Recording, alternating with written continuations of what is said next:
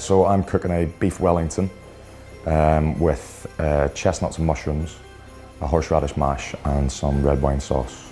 I am cooking a nut roast, which has come from a recipe that my grandma gave to me a few years ago. We used to eat it at our house most Christmases.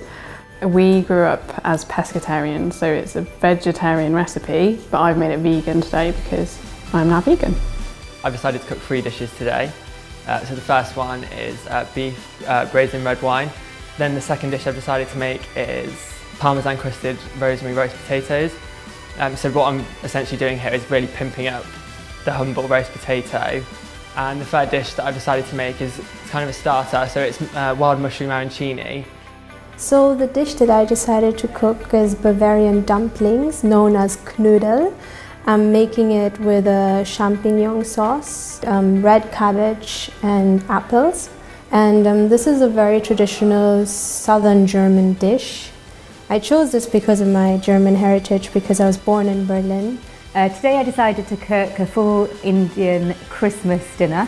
It's a traditional turkey with all the trimmings, but everything has a little element of Indian inspired spice to it. Just wanted to show my blend of sort of my British and my Indian roots and bringing them together. Today I've been cooking 2 dishes. One are the Vietnamese summer rolls.